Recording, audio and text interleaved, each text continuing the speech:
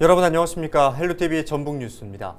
전북방송이 연말을 맞아 올 한 해 우리 지역의 이슈를 모아 전해드리고 있습니다. 오늘은 고창과 부안, 순창, 임실 지역의 5대 뉴스를 전해드릴 텐데요. 함께 만나보시죠.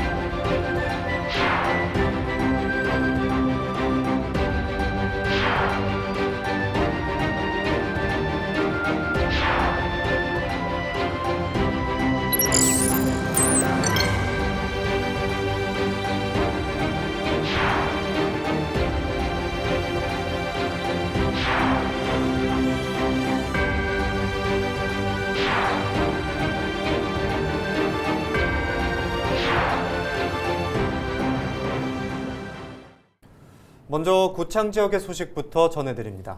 올해 고창에선 고창 산단, 입주 제한 업종 유치 논란과 고창 갯벌 유네스코 세계유산 등재 등이 군민들의 관심을 받았는데요. 김남호 기자입니다. 고창군 일반산업단지 내 육가공업체 유치를 놓고 주민들이 입주 제한 업종이라며 계약 철회를 주장하고 나섰습니다. 생물권 보존 지역에 폐수 생태하천을 또 버리는 겁니다. 이런 걸 감안해서 했지 애초부터 당신네들이 육가공만 했다면 지금 당장 공장도 지을 수 있다. 고창군은 산단 입주 제한 업종인 도축업이 아닌 육가공 업종만 허용한 것이라고 해명했습니다. 가금류 가공 및 저장 처리업을 앞으로 무엇을 할 것인가를 저희가 계획서를 판단하는 것이지 그 도축업종을 저희가 계약을 안 해요. 저희들은. 고창 갯벌이 지난 7월 유네스코 세계유산에 등재됐습니다. 우리나라 15번째 세계유산이며 자연유산으로는 2번째입니다. 고창군은 갯벌 인근에 갯벌 세계유산센터를 신축할 예정입니다. 군은 이곳에 자연생태원과 소금 관련 육자 산업화 단지를 만들어 서해안권 생태관광 거점으로 조성할 예정입니다. 한반도 첫 수도 고창에 또 하나의 타이틀이 주어졌습니다. 갯벌 세계 자연유산이 등재됐습니다. 이 소중한 유네스코 갯벌이라는 자연유산을 알뜰하게 가꾸고 활용해서 우리 국민들과 세계 관광객들이 함께 할 수 있는 그런 터전을 만들겠습니다. 고창에 있는 전봉중 장군 생가터가 지난 4월 문화재로 지정됐습니다. 그동안 계속됐던 생가터 논란은 일단락됐지만 전봉중 장군 성시 정치내에선 다른 주장을 펼쳤습니다. 또 문화재위원회에선 정치내의 주장에 합리적인 근거가 없다는 이유로 받아들이지 않았습니다. 고창군의 한 마을에서 지난 10년 동안 주민들이 잇따라 암에 걸려 고통을 받고 있습니다. 주민들은 인근 가축분뇨 재활용 시설이 원인이라고 주장하고 있습니다. 마스크 안 쓰고는 살 수가 없어요. 이 동네 사람들이. 그래가지고 많은 고통을 받고 있고. 가축분뇨를 재활용해 퇴비를 만드는 이 공장은 지난 1995년 허가가 났습니다. 공장과 마을 사이의 거리는 200여 미터 남짓, 마을 교외 안은 불과 100미터 정도 떨어져 있습니다. 고창군 남계마을 주민들이 인접한 영광군 지역 축사 신축으로 피해를 호소했습니다. 축사 허가가 난 지역은 행정구역상 영광군입니다.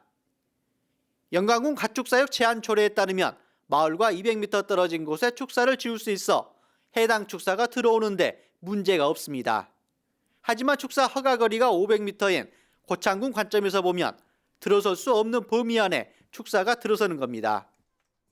지난 2019년 고창군은 영광군에 해당 지역이 가축 사육 제한 지역이라고 공문을 보냈지만 결국 축사는 허가가 났습니다. 헬로티비 뉴스 김나호입니다. 네, 계속해서 부안으로 가보겠습니다. 무려 17년째 표류해온 부안과 고창 간의 노을대교 건설이 올해 확정됐죠? 네, 하지만 노을대교뿐만 아니라 새만금 사업도 마찬가지일 텐데요. 개발과 보존 사이에서 적절한 합의점을 찾는 것이 여전한 숙제로 보여집니다. 2021년 부안의 5대 뉴스 함께 보시죠. 정명기 기자입니다. 한때 17만 명이 넘는 인구를 자랑했던 부안군. 하지만 1990년대 중반 들어 10만 명 선이 무너졌고 그 뒤로도 해마다 인구가 줄면서 이제 5만 명 붕괴를 눈앞에 두고 있습니다. 군 차원에서 특단의 대책을 마련해야 한다는 목소리가 갈수록 커지는 이유입니다. 전담 팀이 있나요? 저희 일자리 전담팀은 없고요. 저희 솔직히 그 업무에 과중이 있는 건 사실입니다. 그 일자리 부분, 인구 부분, 그다음에 시장 관련 부분에서 이제 인근 다른 지금 같은 경우는 팀으로 해서 운영을 하고 있는데 지금 담당자 한 명이 그 업무를 지금 전담하고 있는 실정입니다. 부안과 고창을 잇는 노을대교 건설이 추진됩니다. 올해 국토교통부의 제5차 국도국지도 건설 계획에 반영돼 기본계획 수립 등 관련 절차에 착수했습니다.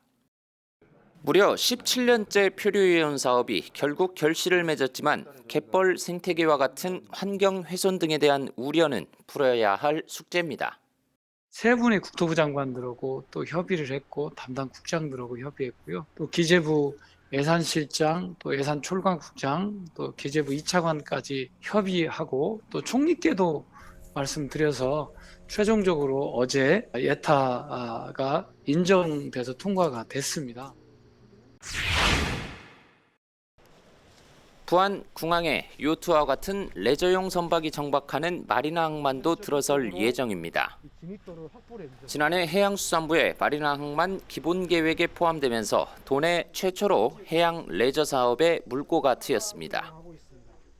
이를 위해 올 초 사업 시행 예정자인 네오넥스 컨소시엄과 업무 협약을 맺은 전북도와 부안군은 민간 자본을 들여 해양 레저 관광단지로 조성할 계획입니다. 특히 크루즈선이 접안할 수 있는 연계 사업도 추진할 방침입니다. 마리나 항만 개발 사업은 부안만의 특색을 살린 부안형 사업으로 지역 발전의 견인차 역할을 함은 물론 글로벌 휴양 관광도시 부안 실현의 신호탄이 될 것입니다. 새만금 관문의 초입 땅과 환경생태용지 행정구역이 부안군으로 결정났습니다. 행정안전부 중앙분쟁조정위원회가 최근 확정한 부안 하서면의 초입지와 환경생태용지는 178만 제곱미터, 축구장 250개 크기의 면적입니다. 이로써 10년간 답보 상태였던 민간 투자 유치에 급물살이 되어 부안 경제에 또 다른 활력소가 될 것으로 기대하고 있습니다. 올해도 어김없이 이름도 얼굴도 알 수 없는 천사인 일명 김달봉 씨가 지역 내 어려운 이웃을 위해 써달라며 1억 2천만 원을 부안군에 기탁해 화제가 됐습니다. 기부자는 지난 2016년부터 해마다 수천만 원에서 1억 원 넘게 성금을 전해온 것으로 알려졌습니다. 헬로티비 뉴스 정명기입니다. 이번엔 순창 임실 지역의 5대 뉴스 살펴보겠습니다. 순창과 임실 지역은 용골산 암벽 훼손 논란과 옥정호 개발 등 지역 현안이 모여 있는 곳인데요. 김남호 기자가 정리했습니다. 순창군이 용골산 등산로 개발 사업을 진행하면서 암벽을 훼손해 비판을 받았습니다. 예산을 들여 자연 암석에 글자를 새기면서 인근 주민들과 등산객들의 눈살을 찌푸리게 했습니다. 최근 등산로 조성 작업이 진행되고 있는 순창 용골산입니다. 보시는 것처럼 글자가 새겨지면서 자연 암석이 훼손돼 있습니다. 우리가 이렇게 자연을 이렇게 글씨 쓰고 하는 거는 별로 썩 좋다고 생각하지 않습니다. 그냥 있는 그대로 이게 좋아요. 바위대로 나무대로 있는 게 좋은데 누구 아이디어인지 모르겠는데 잘못한 것 같아요. 봄철 이상 기온에 따른 냉해로 수확량이 감소해 농가들이 어려움을 겪었습니다. 지난해 겨울 강추위에 올봄에 늦서리까지 내리면서 나무와 꽃눈의 대부분이 얼어 고사됐습니다. 폭풍자가 풍성하게 열매를 맺어야 할 시기지만 올해 냉해 피해를 입어 상당수 나무들이 보시는 것처럼 타들어가고 있습니다. 수확량이 감소하면서 복분자 가격은 지난해에 비해 20%가량 올랐습니다. 전북 지역 곳곳에서 공직자들이 땅 투기 의혹으로 조사를 받았습니다. 순창군청 소속 한 간부 공무원도 체계산 출렁다리 인근에 대규모의 땅을 사들인 뒤 매매한 사실이 뒤늦게 드러났습니다. 임실군의 한 특산품 판매업체가 선거법 위반 혐의로 선관위로부터 조사를 받았습니다. 해당 업체 대표는 지역민들에게 물품은 전달했지만 현금과 상품권은 전달하지 않았다면서 혐의를 대부분 부인했습니다. 선거법 위반 혐의에 대한 선관위 조사와 함께 경찰 수사도 진행됐습니다. 전북도가 도민들의 안전한 식수 확보를 위해 용수 공급 계획 변경안을 마련했습니다. 정읍시의 수원지를 기존 섬진강댐에서 용담댐으로 대체하는 계획도 추진되면서 임실군의 섬진강댐 일대 관광개발 사업 확대 가능성도 높아졌습니다. 정읍시 급수 체계를 용담으로 변경하기 위해서는 일단은 전체적으로 국가 수도정비 기본계획에 반영이 돼야 되고 있고요. 국가 계획에 반영을 하면서 용담댐으로 전환하는 부분들이 필요합니다. 임실군은 현재 옥정호 붕어섬을 중심으로 스카이워크와 출렁다리 건설 등 섬진강 에코뮤지엄 조성 사업을 추진하고 있습니다. 환경부에서는 당연히 급수체계 변경해서 국가 사업으로 정읍 시민께 맑은 물 공급을 해줘야 된다. 저는 그런 생각을 합니다. 임실군이 옥정호 일대 수면 개발 사업을 추진하고 있지만 수자원 오염을 우려하는 정읍시, 이 전북도의 용수 공급 계획 변경안을 두고 정읍시와 임실군의 관심도 높아지고 있습니다. 헬로티비 뉴스 김나옵니다.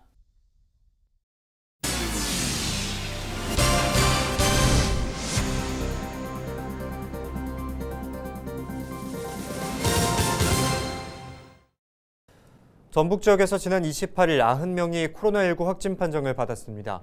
지역별로는 전주 28명, 익산 22명, 군산 18명, 완주 6명, 남원 5명 등입니다. 오미크론 확진자의 누계는 108명이며 감염 의심자는 101명으로 집계됐습니다. 최근 발생한 집단 감염 유형별로 살펴보면 익산 모 유치원 관련이 누적 130명, 전주 목욕장 98명, 익산 초등학교 60명, 부안 어린이집 33명, 남원 교회 13명 등입니다.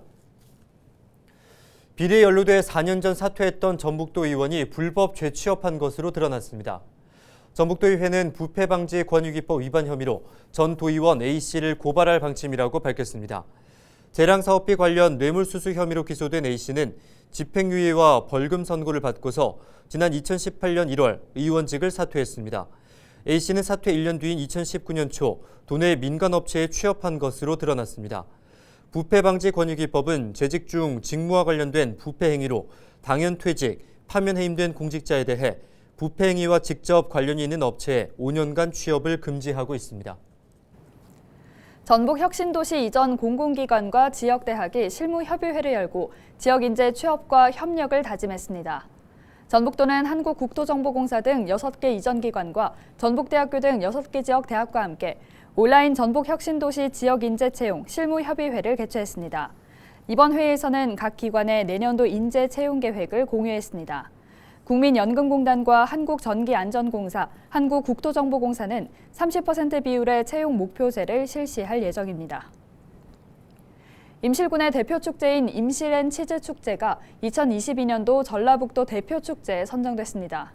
임실군은 전북도가 실시한 14개 시군 전체 축제 평가를 통해 1억 원의 인센티브까지 확보했다고 밝혔습니다. 임실앤 치즈축제는 지난 2015년 처음 개최된 이후 2016년부터 올해까지 6년 연속 전북도 최우수 축제에 선정됐습니다. 그동안 유휴 건물로 방치되던 남원시 금지면 옛 보건지소가 카페로 새롭게 탈바꿈했습니다. 남원시는 지난 2002년 주생금지 보건지소 통합으로 유휴 건물로 남아있던 옛 보건지소가 카페로 문을 열었다고 밝혔습니다. 이 카페는 공유재산 사용 수익허가 입찰 공고로 낙찰됐으며 카페 리모델링과 시설물 설치는 낙찰자 부담으로 진행됐습니다. 이상으로 뉴스를 마칩니다. 함께해 주신 여러분 고맙습니다.